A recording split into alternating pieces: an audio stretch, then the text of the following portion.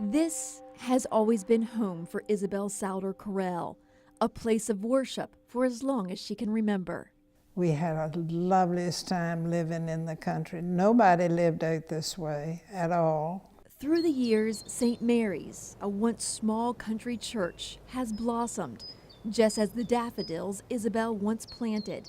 But the heart of its mission has always been the same, a vision inspired by her late husband more than 50 years ago. He wanted to be a parish family like it is now.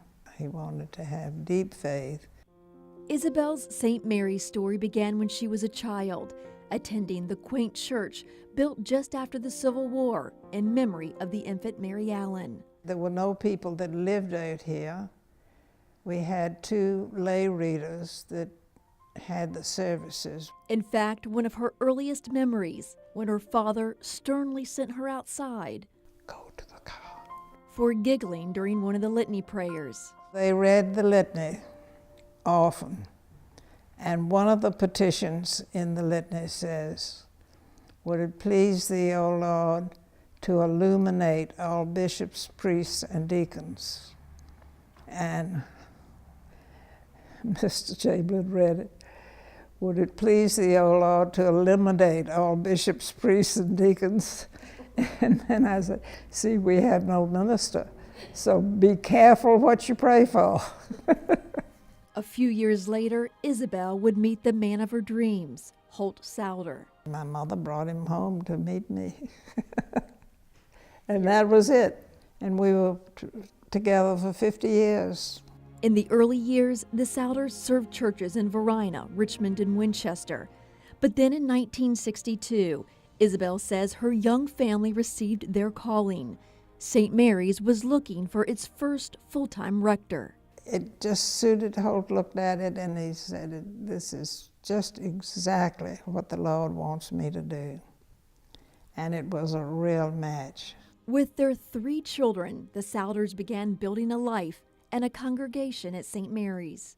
We came, had the most marvelous life. No family in the world could have had a better life than we had. They had built that lovely house on River Road for the rectory.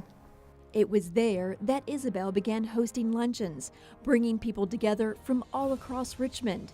At church, she organized Sunday school classes, planted flowers and trees. All the daffodils we planted ourselves. And she started traditions that continue to be honored at St. Mary's today. And I was very careful not to do anything anyone else would do. And I found out that Christmas Day was a time that the children were at loose ends, and I said, "Well, I think I'll have a birthday party for the baby Jesus on Christmas Day." It was the Souders' love of their parish family that eventually transformed this small mission church into a thriving congregation.